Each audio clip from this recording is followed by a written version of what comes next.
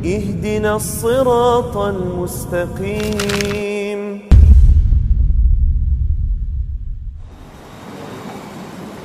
Bismillahirrahmanirrahim. Assalamualaikum warahmatullahi wabarakatuh.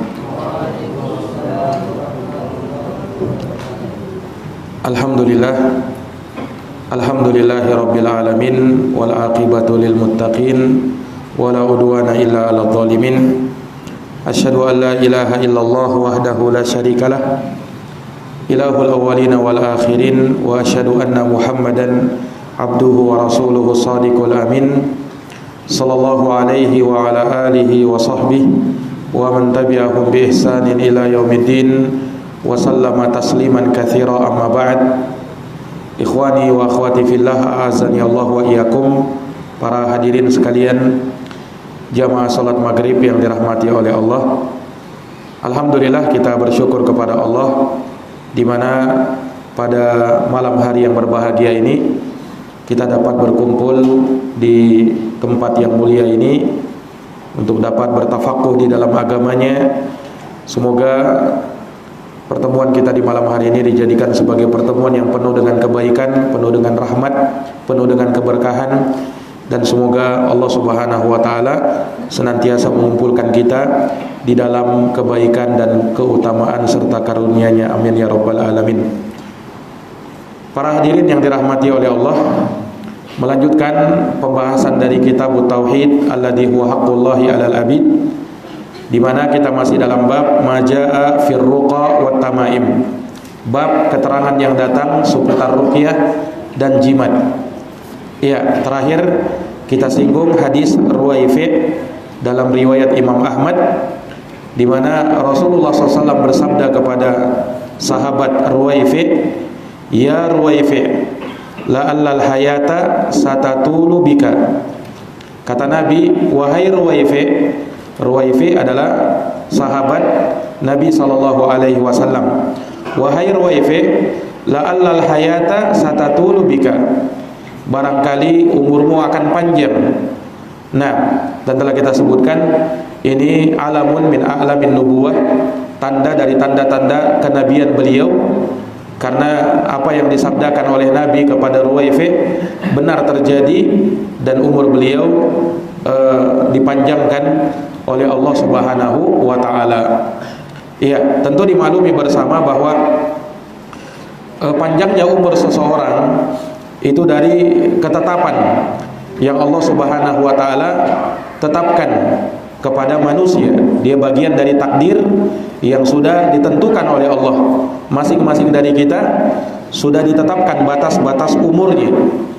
Nah, bahkan dari semenjak kita belum terlahir ke dunia ini, Allah Subhanahu wa taala sudah tetapkan umur kita sudah sampai di mana, batasnya nanti sampai di mana. Tentunya tidak ada yang tahu hal tersebut kecuali Allah sendiri. Iya, makanya dalam hadis Ibnu Mas'ud ketika Nabi SAW menceritakan terkait dengan proses kejadian manusia di dalam perut ibunya, kemudian di saat umur janin yang ada dalam kandungan ibu umurnya 120 hari atau 4 bulan, maka datanglah kepadanya malaikat, fayamfukhu fihi ruh, lalu meniupkan padanya ruh pada janin yang sudah berusia 4 bulan. Wa yu'maru bi arba'i kalimat, lalu diperintahkan malaikat tersebut untuk menetapkan 4 perkara. Bikat birizkihi, ditetapkan rezeki orang tersebut, wa ajalihi, ajalnya sampai di mana, wa amalihi, amalnya bagaimana, wa syaqiyun am sa'idun, kemudian apakah dia termasuk orang yang bahagia atau termasuk orang yang sengsara. Ini sudah ditetapkan oleh Allah. Maka ajal-ajal kita sudah ditentukan oleh Allah Subhanahu wa taala. Iya. Namun seseorang bisa memanjangkan umurnya, yaitu dengan melakukan amal soleh. Di antaranya adalah silatur arham, menyambung tali silaturahim. Makanya disebutkan dalam hadis, man ahabba ayyubsatalahu fi rizqihi wa ayyunsa'alahu fi atharihi falyasil rahimah. barang siapa yang suka ya untuk dilapangkan rezekinya, dipanjangkan umurnya, maka sambung tali silaturahimnya. Barang siapa yang ingin dan suka dilapangkan rezekinya dan dipanjangkan umurnya, maka sambunglah tali silaturahim. Menunjukkan bahwa dengan menyambung tali silaturahim bisa memanjangkan umur. Nah, terus bagaimana? Bukankah umur sudah ditetapkan oleh Allah? Apakah dia akan bertambah? Ya, kata para ulama bahwasanya umur itu bisa bertambah dengan silaturahim. Ya, ini kaitannya dengan apa yang ada di catatan malaikat, itu bisa berubah. Akan tetapi kalau yang berada di Lauhul Mahfuz, maka itu tidak akan berubah. Umur kita ya tetap di situ, sesuai dengan apa yang ditetapkan di dalam Lauhul Mahfuz, yaitu ya catatan yang menghimpun seluruh takdir manusia, namanya Al-Lauh Al-Mahfuz. Itu tidak berubah. Yang berubah hanya di catatan malaikat saja. Iya, malaikat sudah mencatat kalau si fulan melakukan amalan ini, menyambung tali silaturahim, maka dipanjangkan umurnya sekian.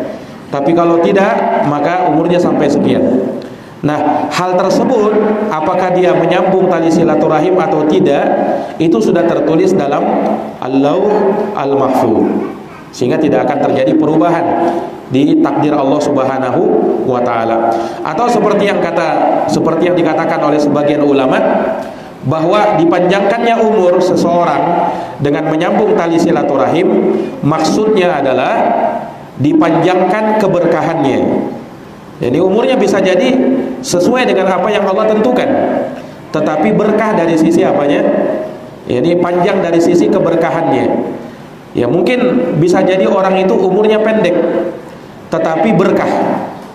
Tetapi apa? Berkah. Ya, dengan umurnya pendek mungkin dia bisa menghasilkan perkara-perkara yang bermanfaat bagi dirinya dan bisa dimanfaatkan bagi orang lain. Misalnya ilmu yang tersebar, ya, yang dengan hal tersebut orang bisa mengambil manfaat dari ilmunya, nah, itu kan bermanfaat.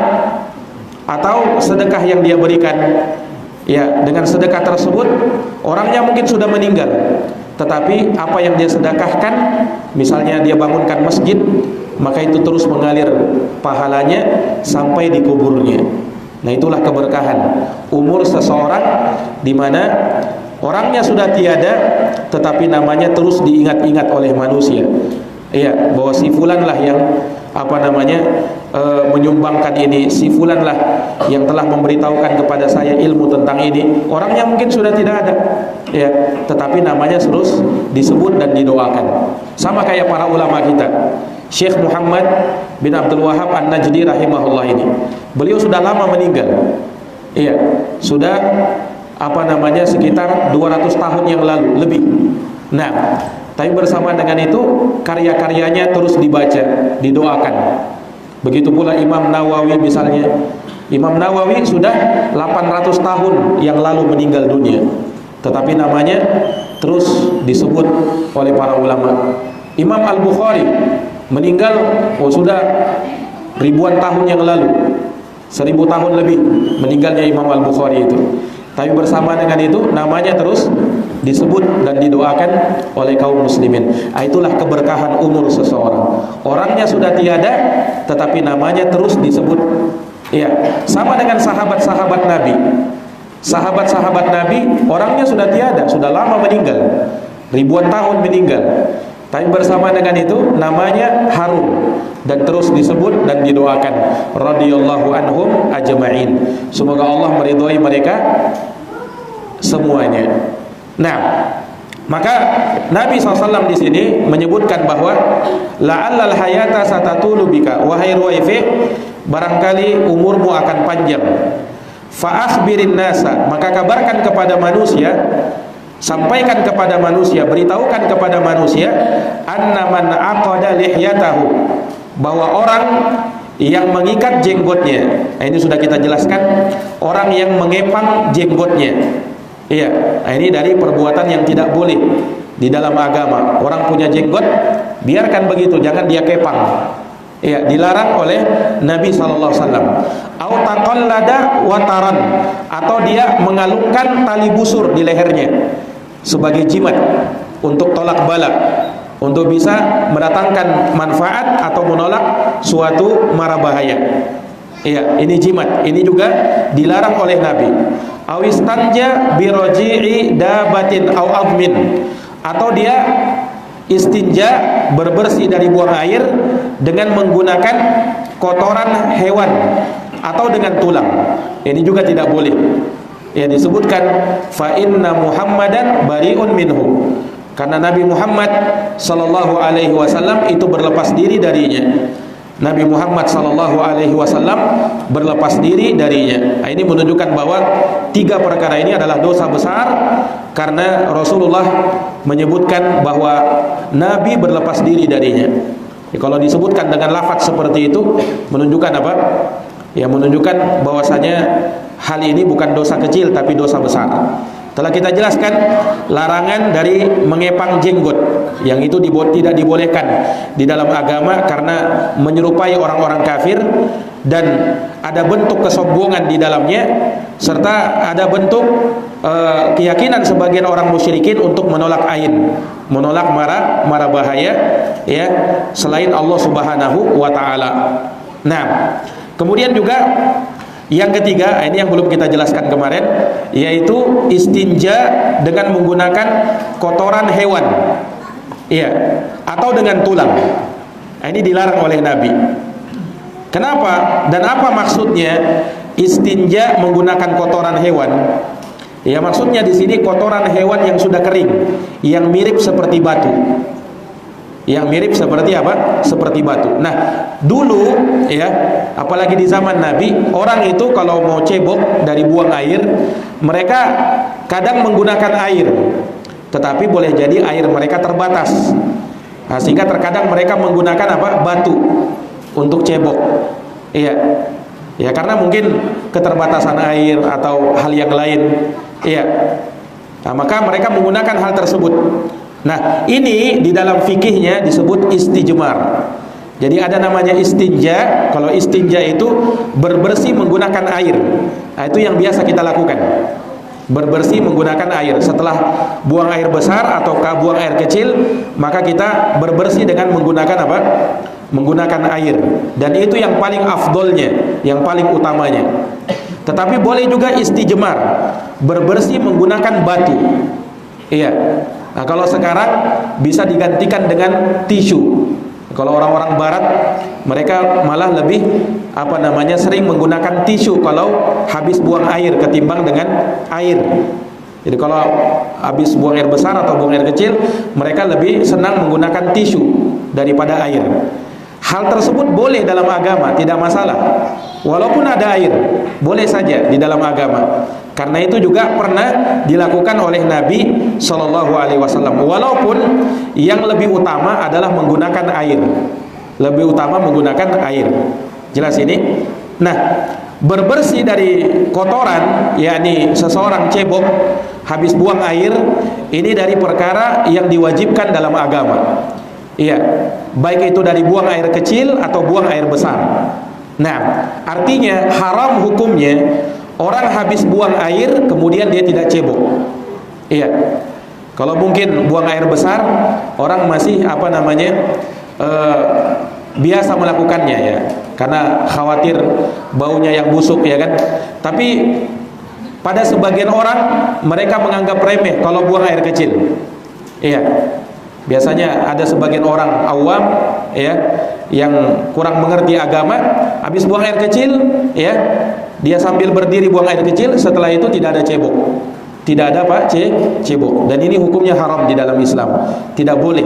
Iya, karena diwajibkan untuk istinja. Nah, bahkan diancam pelakunya yang tidak mau istinja. Disebutkan dalam hadis Ibnu Abbas riwayat Bukhari dan Muslim. Nabi SAW marra biqabrain, melewati dua kuburan. Kata Nabi, innahuma la yu'adzabani, sesungguhnya dua penghuni kubur ini sedang diazab. Keduanya sedang diazab. Wa ma yu'adzabani fi kabirin, tetapi keduanya tidaklah diazab karena dosa besar. Jadi maksudnya mereka menganggapnya kecil padahal besar di sisi Allah. Nah, disebutkan oleh Nabi, adapun yang pertama, orang pertama, fakana yamshi bin namimah. Orang ini suka mengadu domba antara manusia. Dia mengadu domba di antara manusia, menebarkan fitnah di antara manusia. Dia disiksa di kuburnya gara-gara itu. Dia disiksa kuburnya gara-gara itu. Nah, adapun yang kedua kata Nabi, fakana la yastanzih minal baul. Orang yang kedua, dia tidak cebok setelah buang air kecil. Nah, gara-gara itu dia disiksa di dalam kuburnya, nauzubillahi min zalik. Ini menunjukkan apa? Menunjukkan bahwasanya ini bukan perkara yang remeh.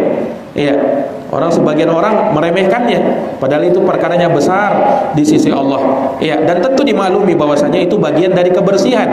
Orang muslim itu adalah orang yang suka kebersihan. Nah, suka apa? Kebersihan. Ya, bukan dia malah mengotori dirinya dengan hal-hal yang najis. Ya, kencing, air kencing adalah najis. Dan disepakati oleh para ulama tentang kenajisannya, ya, sehingga tidak boleh bermudah-mudahan. Sama juga menurut penafsiran sebagian ulama, ya, bahwasanya orang ini yang disiksa di kuburnya, dia tidak memperhatikan ya percikan-percikan air kencing yang terpercik ke badannya, ya, atau ke kain bajunya, kain celananya misalnya, kain sarungnya. Nah, dan dia tidak bersihkan.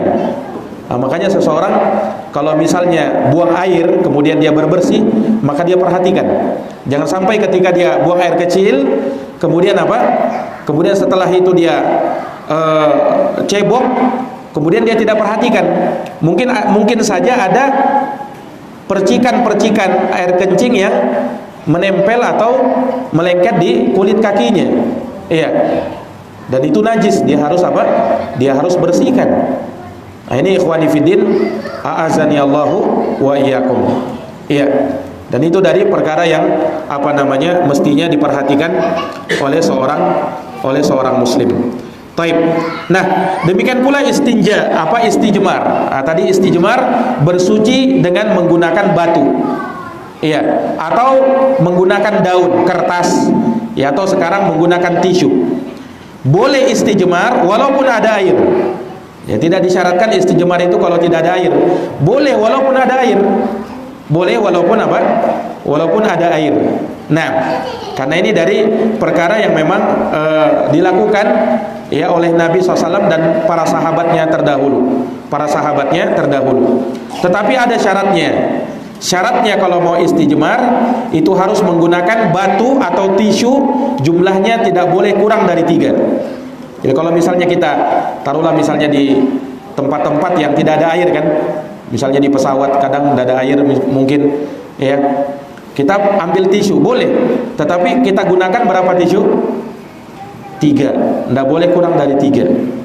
Nah, tidak boleh kurang dari 3, harus diambil 3. Oh, sudah cukup Ustaz dengan 1-2 saja, ya, harus 3. Nah, syaratnya apa? Harus 3. Dalam hadis Salman Al-Farisi, ya, Nabi SAW, Salman mengatakan wa nahana an nastanjiya bi aqalli min salasati ahjarin. Nabi melarang kami kalau istijmar bersuci menggunakan tisu kurang dari 3. Ya, syaratnya 3, kalau lebih boleh. Kalau lebih utamanya jumlahnya ganjil. 5, 7, 9, 11 kalau memang diperlukan. Diperlukan. Nah, ini para hadirin yang dirahmati dan dimuliakan oleh Allah Subhanahu wa taala. Iya. Nah, di sini Nabi melarang istijmar bersuci menggunakan batu atau sejenis batu, ya. Dan di sini dia menggunakan kotoran hewan. Maksudnya kotoran hewan bukan kotoran yang masih basah. Kalau kotoran hewan yang masih basah tidak mungkin dipakai bersuci kan? Bagaimana caranya? Maksudnya kotoran hewan yang sudah Yang sudah mengering, yang sudah mirip batu. Jadi dia mirip batu. Nah, kalau mirip batu kan boleh digunakan kan? Batu itu boleh digunakan untuk istijmar. Nah sekarang menggunakan kotoran yang sudah kering. Ya kita mungkin tidak terbiasa ya menggunakan batu. Bagaimana caranya Ustaz? cebok menggunakan batu. Ya kita memang tidak terbiasa. Ya kalau tidak terbiasa ya tidak perlu kita mau melakukannya, ya kan. Nah, ya kalau mau coba-coba ya silahkan saja. Tapi kita kan tidak terbiasa dengan itu. Kita biasanya menggunakan air. Tapi kalau ada orang yang terbiasa seperti di sebagian daerah, ya daerah-daerah Pakistan sana, itu WC mereka itu masih menggunakan batu. Makanya kalau kita ke WC-nya itu kadang disediakan batu memang. Karena mereka memang terbiasa menggunakan batu juga. Mereka juga terbiasa menggunakan batu. Nah, wallahu alam bagaimana caranya, ya. Yang jelas mereka ambil kotoran dari batu tersebut. Nah, dan di situ mereka berbersih dengannya. Ya sama dengan tisu lah. Kalau zaman sekarang ya orang pakai tisu, ya kan, lebih memudahkan, lebih bisa mengangkat najisnya. Nah, ini ikhwani fidin a'azani Allahu wa iyyakum. Nah, Nabi SAW melarang menggunakan beristijmar menggunakan kotoran hewan yang sudah mengering walaupun mirip sudah dengan batu. Tidak boleh. Demikian pula au azmin atau dengan tulang. Ini juga tidak boleh. Nah, ini juga tidak boleh. Iya. Ikhwani fidin a'azani Allahu wa iyyakum. Iya, dari sini Rasulullah SAW melarang beristijmar menggunakan dua hal ini. Iya, kalau ada yang bertanya mengapa dilarang menggunakan kotoran hewan? Ya, pertama karena kotoran hewan ya adalah sesuatu yang asalnya kotor. Iya, sehingga dia tidak bisa mensucikan. Kotoran tidak mungkin bisa mensucikan kotoran juga, ya kan? Kalau dia kotoran dari hewan yang tidak dimakan dagingnya, maka itu najis. Tetapi kalau kotoran hewan yang dimakan dagingnya seperti kotoran ayam, kambing dan semisal itu, maka dia kotoran juga. Ya, walaupun tentang kenajisannya diperselisihkan para ulama, tetapi ya pada hewan-hewan yang seperti ini pun tidak sepantasnya menggunakan kotoran mereka yang sudah kering untuk apa? Untuk beristijmar. Nah, demikian pula menggunakan tulang dilarang. Ya. Sebagian ulama menyebutkan sebagaimana dalam riwayat tidak boleh bersuci atau beristijmar menggunakan tulang. Kenapa? Karena dia adalah makanan dari saudara kita dari kalangan jin. Dari kalangan apa? Jin. Maksudnya di sini jin muslim. Nah, jin muslim itu ya makanan mereka adalah tulang-tulang yang dimakan oleh manusia dagingnya. Ada tulangnya kan? Nah, tulangnya itu dimakan oleh jin muslim. Nah, ulama mengatakan bahwasanya jin itu kan ada dua, ada jin kafir dan ada jin muslim. Kalau jin kafir makanannya kotoran-kotoran najis-najis. Itu kalau jin kafir. Tapi kalau jin muslim makanannya adalah tulang-tulang. Itu disebutkan dalam riwayat. Iya. Nah, tetapi bukan maknanya di sini kita tidak boleh makan tulang kalau begitu. Iya. Bukan artinya tidak boleh makan tulang. Kenapa? Alasannya katanya itu adalah makanan saudara kita dari kalangan jin muslim. Nah, itu pemahaman yang keliru. Iya. Karena disebutkan di dalam riwayat bukan artinya jin itu makan tulang. Bukan. Tetapi ya jin tersebut disebutkan dalam riwayat mereka mendapati tulang-tulang yang habis dimakan oleh seorang muslim, ya, itu mereka dapati sebagai daging yang sempurna untuk mereka. Ya, wallahu alam bagaimana bentuknya. Yang jelas Allah jadikan pada tulang itu ada dagingnya lagi, itu yang dimakan oleh jin tadi. Paham ini? Jadi bukan tulangnya yang dia makan. Nah, bukan tulangnya yang dia makan, sehingga muncul pemahaman tidak boleh makan tulang. Nah, itu kekeliruan. Iya. Tetapi maksudnya apa? Allah jadikan pada tulang tersebut ada daging-daging yang bisa melihatnya tentu bangsa jin saja. Kita tidak bisa melihatnya. Bentuknya juga wallahu alam tidak tahu. Ya kan? Yang jelas Allah jadikan mereka dapati pada tulang-tulang itu sempurna. Kemudian itulah yang mereka makan. Dagingnya bukan tulangnya. Jelas ini? Nah, ini wallahu alam bisawab. Nah, dan tentunya hal tersebut adalah perkara yang gaib yang kita tidak punya ilmu yang mendalam terkait dengan hal tersebut, terkait dengan hal tersebut. Nah, ini menunjukkan kepada kita jin itu juga mereka makan seperti manusia makan. Nah, itu juga berlaku pada mereka. Ya, dan jin-jin itu ya mereka juga ada yang seperti kita ya, mereka beraktivitas, kita beraktivitas, mereka pun juga beraktivitas. Nah, kita punya kendaraan, jin-jin itu juga ada kendaraannya. Ya, wallahu alam, enggak usah dipikirkan bagaimana kendaraannya jin. Nah, ya karena itu bukan dunia kita. Enggak perlu kita menilik atau mencoba mencari tahu tentang itu. Karena kita ya terbatas ilmu kita tentang jin, dan untuk apa juga ditahu. Ya, untuk apa juga ditahu. Ya, disebutkan bahwasanya mengapa kita dilarang juga untuk istinja menggunakan kotoran hewan. Karena kotoran hewan itu, kata Nabi SAW, adalah makanannya hewan dari kalangannya jin. Hewannya jin, kendaraannya jin. Nah ini kata Nabi SAW. Nah, bukan artinya ya kendaraan jin, yaitu hewannya jin itu mereka makan kotoran, bukan. Tetapi Allah jadikan pada kotoran hewan itu sama seperti makanan. Allah jadikan seperti itu, kemudian mereka makan makanan tersebut, bukan mereka makan kotoran. Jelas ini? Sama seperti tulang tadi, bukan artinya jin muslim makan tulang, tetapi Allah jadikan di tulang itu ada dagingnya lagi, kemudian mereka makan di situ.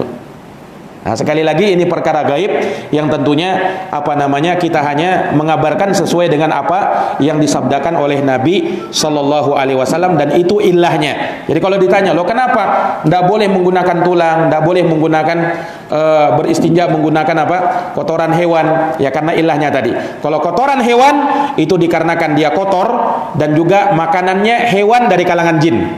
Makanannya hewannya jin atau kendaraannya jin. Adapun tulang itu makanannya jin muslim. Adapun tulang itu makanannya jin muslim. Nah, ini para hadirin yang dirahmati oleh Allah, dan kami pernah membawakan materi daurah ya terkait dengan pembahasan alam jin. Ya, pernah dulu kami sampaikan dalam daurah ya terkait dengan masalah alam jin. Ya, mungkin nanti ada kesempatan, mungkin kita juga akan menyinggung lagi tentang masalah mengupas tuntas tentang masalah dunia dan alam jin. Ya, bukan masalah horor-horornya ya, enggak, tetapi memang kita bahas sesuai dengan perspektif Al-Quran dan Sunnah Nabi Shallallahu Alaihi Wasallam yang menjelaskan tentang jin itu. Karena masalah jin itu memang dibahas. Bahkan dalam Quran ada surat namanya surat Surat Al-Jin, menunjukkan memang ada pembahasannya di dalam agama kita. Dan Nabi SAW beberapa kali menyebutkan tentang masalah jin itu. Nabi SAW menyebutkan tentang jin itu. Baik, para hadirin yang dirahmati dan dimuliakan oleh Allah Subhanahu wa taala, maka ini hadis riwayat yang diriwayatkan oleh Imam Ahmad terkait dengan hal tersebut. Kemudian kita lihat hadis berikutnya. Iya, kata beliau rahimahullahu taala, wa an Sa'id ibni Jubair, qala, dari Sa'id ibnu Jubair. Sa'id ibnu Jubair adalah salah seorang tabi'in yang mulia, murid dari sahabat Nabi SAW, yaitu sahabat Ibnu Abbas radhiyallahu anhuma. Sa'id bin Jubair berkata, man qata'a tamimatan min insanin kana ka'adli raqabatin, rawahu Waqi'. Barang siapa yang memutuskan jimat ya dari seseorang, ada orang pakai jimat, dia putuskan, kana ka'adli raqabah, maka dia mendapatkan pahala seperti membebaskan budak. Barang siapa yang memutuskan jimat dari seseorang, maka dia sama seperti mendapatkan pahala seperti membebaskan budak. Hadits ini rawahu Waqi', diriwayatkan oleh Imam Waqi'. Nah, diriwayatkan pula oleh Imam Ibnu Abi Syaibah dalam musannafnya, dan di dalam sanadnya ada Lais Ibnu Abi Sulaim, dan dia dhaif. Akan tetapi diriwayatkan oleh Imam Ibnu Abi Syaibah bahwa Sa'id Ibnu Jubair ya pernah melihat ada seseorang ya yang dia mengalungkan di lehernya ya suatu kalung yang dia pakai untuk jimat. Faqata'aha, maka Sa'id pun memutuskannya. Nah, dan itu sahih dengan sanad yang sahih dari sahabat Sa'id Ibnu Jubair radhiyallahu taala anhu, dari sahabat bukan sahabat ya, dari seorang tabi'in yang bernama Sa'id Ibnu Jubair radhiyallahu taala anhu. Baik, ikhwani fiddin, a'azani Allahu wa iyyakum. Perhatikan di dalam hadis ini Nabi SAW atau Sa'id Ibnu Jubair menyebutkan keutamaan orang yang memutuskan jimat dari orang lain. Iya. pahalanya sama seperti membebaskan budak. Sama seperti membebaskan apa? Budak. Kenapa keutamaannya seperti itu? Seperti membebaskan budak? Ya, kata para ulama, ya karena orang yang memutuskan jimat dari seseorang seakan-akan dia telah memerdekakan orang tersebut dari kesyirikan, membebaskan dia dari api neraka. Membebaskan dia dari api neraka. Ya, karena seseorang ketika menggantungkan jimat, maka seakan-akan ketika itu hatinya sedang tertawan oleh jimat tersebut. Hatinya tertawan oleh apa? Oleh jimat tersebut. Dia takut untuk melakukan sesuatu, ya, atau berjalan keluar kalau tidak menggantungkan jimat di lehernya atau pakai jimat di tangannya, nah, atau di jarinya. Iya, dia takut. Nah, maka seakan-akan ketika itu hatinya sedang terpenjara, tertawan oleh budak itu, oleh apa? Oleh jimat itu. Ketika dia putuskan, maka seakan-akan apa? Dia memerdekakan hatinya dari ketergantungan kepada jimat. Tidak ada lagi jimatnya. Berarti mau bergantung kepada siapa lagi? Ya kan? Dia bebaskan hal tersebut dari orang tersebut. Nah, ya, maka ini dari bentuk membebaskan dia dari kesyirikan. Makanya pahalanya sama seperti membebaskan budak. Bahkan membebaskan orang dari kesyirikan lebih utama daripada membebaskan orang dari perbudakan. Karena kalau perbudakan itu fisik, badan seseorang yang dibebaskan dari perbudakan. Sementara kalau membebaskan dari kesyirikan, itu hati yang dibebaskan dari kesyirikan. Dan membebaskan hati dari penyakit lebih apa? Lebih utama daripada membebaskan apa? Sekedar fisik atau jasad manusia. Karena hati itu yang lebih penting, yang ada di dalam tubuh manusia. Nah, ini para hadirin yang dirahmati dan dimuliakan oleh Allah Subhanahu wa taala. Akan tetapi, ya, kata para ulama, seseorang kalau mau melakukan hal tersebut, memutus jimat dari orang lain, hendaknya dia lakukan dengan cara yang baik. Ya, bukan dia ketemu orang pakai jimat langsung dia putuskan, langsung dia tarik di lehernya orang, oh bisa berkelahi itu. Nah, tidak boleh seperti itu, tapi dengan nasihat terlebih dahulu. Nasihati dia, ya akhi, jimat itu tidak boleh dalam Islam. Tidak boleh kita menggantungkan jimat. Kita kalau mau bergantung aja kepada Allah. Tawakal aja sama Allah. Nasihati dulu. Nah, jangan langsung main tarik. Nah, ini keadaannya Sa'id bin Jubair karena beliau tokoh. Nah, kalau dia tokoh, ya misalnya apalagi sebagai penguasa, pemimpin, nah dia berhak mungkin dia melakukan hal tersebut kepada bawahannya. Ya sama, kalau misalnya kita kepala rumah tangga melihat istri kita atau anak-anak kita pakai jimat, ya langsung tarik aja. Kenapa? Ya karena kita sebagai pemimpin, kita berkuasa di situ, di dalam rumah kita sendiri, ya kan. Nah, tapi kalau di luar, ya kan, ya di tempat orang, ya, maka jangan melakukan hal-hal yang bisa menimbulkan keributan. Ya, kita nasihati orang itu, kalau dia mau terima alhamdulillah, kalau dia tidak terima doakan saja, semoga lain kali dia dapat hidayah dan bisa menerima kebenaran. Ya, karena di dalam Islam itu kita tidak boleh paksa orang. Tidak boleh kita berbuat anarkis, tidak boleh kita keras-keras sama orang. Ya, kita hanya mengajak orang kepada kebaikan. Orang mau menerimanya, alhamdulillah. Orang tidak mau menerimanya, doakan saja, semoga dia dapat hidayah. Begitu dakwah Islam seperti itu. Dipenuhi didakwahi dengan lemah lembut, jangan dengan keras, jangan dengan kasar, jangan dengan apalagi sampai membuat keributan. Itu bukan dari ajaran Islam. Kita itu agama yang indah, agama yang mengajarkan kelembutan, bukan mengajarkan kekerasan. Nah, ini para hadirin yang dirahmati dan dimuliakan oleh Allah Subhanahu wa taala. Ya, maka ini dari perkara yang harus kita ingat, ya. Seseorang di dalam perkara-perkara ini harus dia perhatikan. Ya, jangan sampai keliru di dalam menerapkan dan dalam beramar ma'ruf nahi mungkar, ya kan? Beramar ma'ruf nahi mungkar itu bagus, tetapi harus perhatikan juga kondisi dan keadaan. Kondisi dan keadaan. Nah, ini dari fikih yang harus kita pahami. Nah, ikhwani fiddin, a'azani Allahu wa iyyakum. Maka ini hadis Sa'id bin Jubair. Kemudian yang terakhir, kata beliau, walahu an Ibrahim. Dan juga dalam riwayat Imam Waqi' dari Ibrahim. Ibrahim di sini maksudnya Ibrahim ibnu Yazid An-Nakhai. Ibrahim ibnu Yazid An-Nakhai, salah seorang ulama ya dari para tabi'in, dari kalangan tabi'in, dan beliau termasuk dari muridnya sahabat Ibnu Mas'ud radhiyallahu taala anhu. Ibrahim ibnu Yazid An-Nakhai, beliau berkata, qala kanu, ya mereka, yakni pengikutnya Abdullah bin Mas'ud, murid-muridnya Abdullah bin Mas'ud, yakrahuna tamaim kullaha, mereka membenci yang namanya jimat-jimat seluruhnya, minal Quran wa ghairil Quran, apakah dari Al-Quran atau dari selain Al-Quran. Nah, ini sudah kita jelaskan ya, bahwa jimat itu kan terbagi dua. Ada jimat yang selain dari Al-Quran, itu tidak boleh, mutlak haram dan termasuk kesyirikan. Adapun jimat dari Al-Quran, ulama beda pendapat. Kalau jimatnya itu yang dia kalungkan Al-Quran, apakah boleh atau tidak? Ulama beda pendapat. Sebagian ulama membolehkan dan sebagian lain tetap melarang. Dan yang benar itu tidak boleh juga. Kenapa? Pertama, karena tidak pernah dilakukan oleh Nabi, juga tidak pernah dilakukan oleh sahabat, juga tidak pernah difatwakan oleh imam-imam kaum muslimin, terutama imam yang 4. Tidak pernah melakukan dan memfatwakan hal yang demikian. Dan juga hal tersebut nanti bisa berakibat dihinakannya Al-Quran, atau misalnya orang yang pakai jimat dari Al-Quran dia masuk ke WC.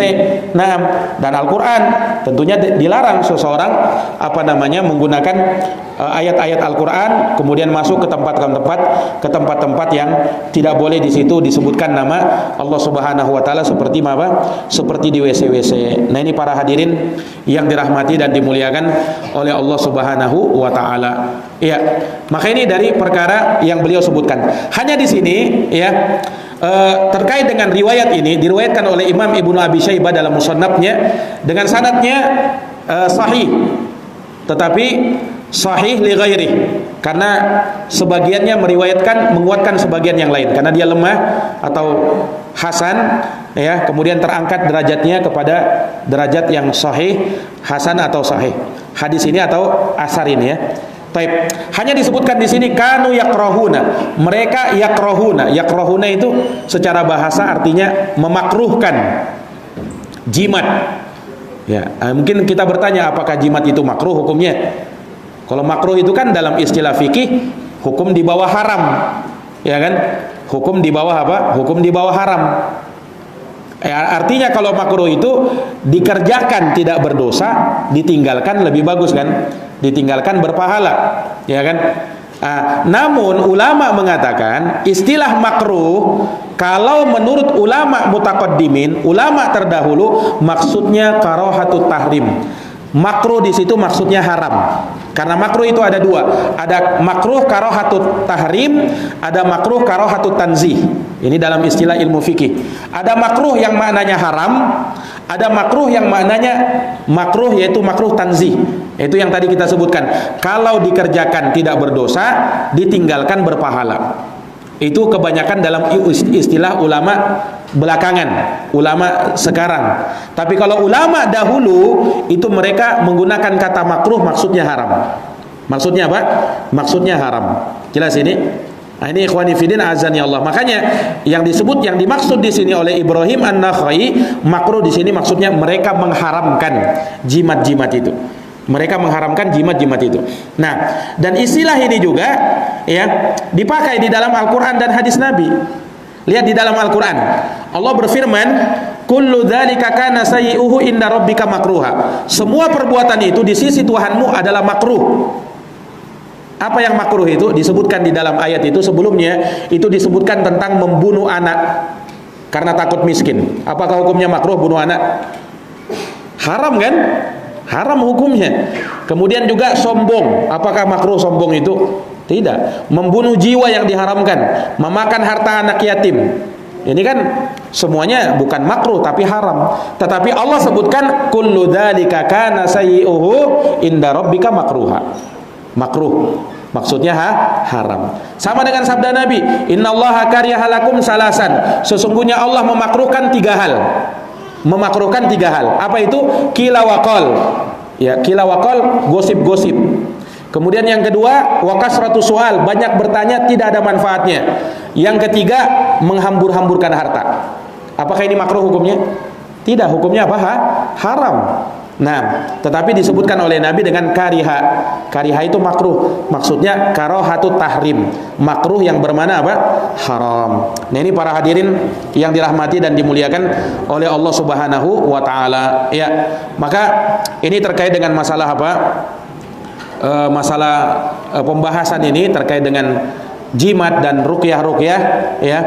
Dengan ini selesai sudah pembahasan tentang masalah ini, bab majaa fir ruqa wat tamaim, bab keterangan yang datang seputar ruqyah dan jimat-jimat. Ya, dan insyaallah taala di pertemuan yang akan datang kita masuk bab yang baru, bab man tabarraka bi syajarin au hajarin wa nahwihima, bab orang-orang yang mengambil berkah dengan pohon, batu atau sejenis keduanya. Nah, akan kita bahas di pertemuan yang akan datang. Mudah-mudahan ada manfaatnya. Jazakumullah khairan katsiran. Subhanakallahumma wa bihamdika asyhadu an la ilaha illa anta astaghfiruka wa atubu ilaik. Wassalamualaikum warahmatullahi wabarakatuh.